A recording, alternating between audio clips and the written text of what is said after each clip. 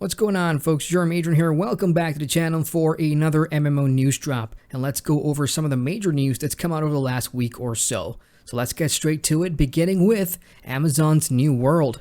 This past week, the studio released a lengthy blog post that answers some questions that players might have about the loot and itemization system the game uses.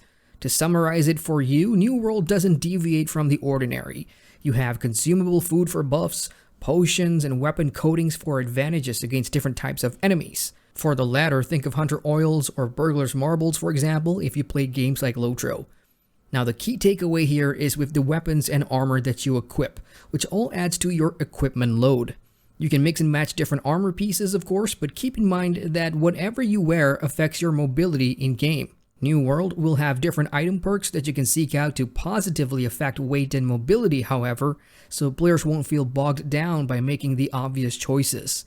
It's a good read if you can't wait for the game to drop, so check out the link in the pinned comment down below. Next up, let's recap the major reveals from Pearl Abyss about what's coming to our shores for Black Desert Online, thanks to the recent Heidel Ball at Home event. Let's start with probably the most exciting piece of news for BDO players, and that's the new class. Known as the Hashashin, I hope I said that right. He is Al's warrior who can manipulate sandstorms using the power of the native Valencian god.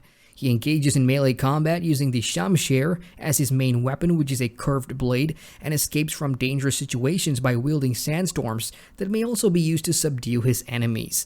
There wasn't much gameplay shown except for this quick preview of one of the skills, but we do have a release window for the class and it's July 2020, so next month. Secondly, there's going to be a new 5 vs 5 Siege of Thornwood instance, which offers PvPvE, and players can also expect hard mode and seasonal servers, which is pretty popular these days and is not surprising to see more of these. Additionally, there's going to be a new high altitude region featuring snowy peaks and a new dragon coming in winter 2021, and then there are new horse breeds to look forward to as well. Pearl Abyss has promised a separate Q&A session for North America and European players coming soon, which should address more details and dates about all the stuff mentioned, so stay tuned. A couple of Final Fantasy XIV news to talk about now, and the first one has also been covered in my recent June 2020 launches video, and it's the delay of patch 5.3. Yoshi P stated in his recent letter from the producer that unfortunately, the update, which contains the major streamlining revamps to the base game's main story quests, is far from finished and will be delayed to next month at the earliest. To cheer you folks up though, if you didn't know, currently the game is having a collaboration event with Final Fantasy XI, The Maiden's Rhapsody, which runs until June 22nd. Doing the quests will offer you some rewards like the full Amatsu armor set, and you can get started on the quest in Limsa Lominsa. To World of Warcraft next, and the Shadowlands expansion preview livestream that was scheduled to take place on the 9th of June has been delayed, and at time of putting this video together, no replacement date was announced by Blizzard, but some sources are saying that it could happen the very next day on June the 10th. The stream was supposed to feature some of the newer content and development, with John Haidt and Eon Hazikostas as hosts leading the previews. And then there's LOTRO, aka Lord of the Rings Online, who this past week announced that it will be extending its free play period for all quests in-game until the 31st of August. Now that's not all, as using the coupon code on screen right now, 1 per account, will permanently unlock all currently available quest packs for your account, and you need to do this by the end of August. Folks, trust me, there's a crap ton of quest packs in LOTRO, and this is a once-in-a-lifetime opportunity, so even if you don't play it, grab it. We're talking about 23 quest packs here, equating to thousands and thousands of quests in-game. That's not all too, because right now there's a sale going on for expansion quests, from the Mines of Moria up through Riders of Rohan, that only costs 99 LOTRO points. Again, I want to stress that this is a huge offer and sale, and something I've never seen Standing Stone Games or LOTRO do before for non-VIP players, so grab it while you can. For VIPs on the other hand, some new quality of life stuff like a vendor with benefits will be coming to the game as well, and you can read all about it in the post link down below.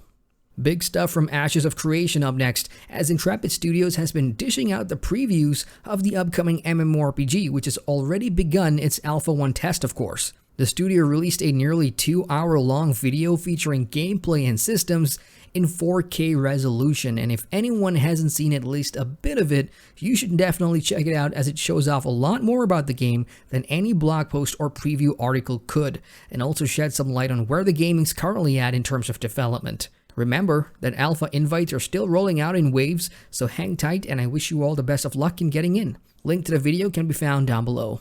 In Sandbox MMO Albion Online, a new patch was rolled out last week as an addition to the already launched Queen update, which basically adds a few quality of life improvements to the game. Some of the new additions include rewarding double the fame for winning in the PvP arena, besides making participating through the UI system a lot more streamlined and easier. The patch also introduced more solo randomized dungeons in the blue and yellow zones, but they will disappear after a while and the entrance shows up in different places. This gives newer players just a small taste of the full dungeon experience that Albion Online has to offer.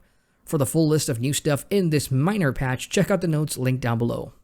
Pantheon Rise of the Fallen held a developer roundtable this past week, and while it's only audio, it does share some interesting details for the upcoming MMORPG. The 1-hour-plus stream talked about NPC dispositions and how it will change depending on external factors like players' actions and more. Plus, the devs talked about how they will handle player camping spawns, to which they replied that they're currently trying to find a balance to allow players to move in and out with benefits. Now, if some of these terms seem foreign to you, fret not, that's the kind of game that Pantheon is, and you can learn more about it in the link down below. For South Korean MMORPG ASTELLIA, June 9th is the date of when its latest update drops, and it will be removing some daily and weekly quests from the game. Hunting quests in Greeley, Ragnarok, and Astara will see some changes as well, and quests will merge to the Scattered Gods Fragment weekly quest. Boss quests in those regions, however, are being removed completely, so now's your last chance to get them done, besides other weekly boss quests which will also be removed from the game. Onward, and we've got new info coming out of Mortal Online 2, the upcoming sequel of Mortal Online, a true hardcore sandbox MMORPG. WCCFtech.com got to have a Q&A session with its developers, and some key highlights include the decision to focus a lot more on PvE this time around, with more engaging dungeons, boss fights, and dynamic encounters, all made possible with their use of the Unreal Engine 4. The interview goes on into so much good detail, and it's impossible to cover everything here in the hopes of keeping this video short, but just to touch on it, they go over PvP, the evolution of magic in the game, server locations for players, and so much more, so check it out in full, link below. Let's head to the not-so MMORPG section now and talk about co-op monster hunting MMO Dauntless. The game will be launching its next update titled Call of the Void on June the 11th on all platforms, and brings with it a new escalation, which is Dauntless Gauntlet-style challenge mode. The new Umbral escalation will take players to a new mysterious island where behemoths have become imbued with the Dark Umbral element, which means expect to see never-before special attacks and combat patterns. Slayers will too be given access to new legendary Thrax weapons, a new training grounds feature to test out every weapon in game currently, and an evolving narrative over the course of the Call of the Void season that will have lasting repercussions on the game world, with changes visibly seen over the coming weeks and month. And that's all I've got for now, folks. As usual, if there's news for a game that you play which isn't covered here in this video, do share what's going on with the rest of us down in the comments section. Hit the like button since it's just there, and hey, if you're new around here, subscribe to the channel. It's free and it keeps you updated on all things MMOs. Once again, I'm Adrian, and I thank you for watching.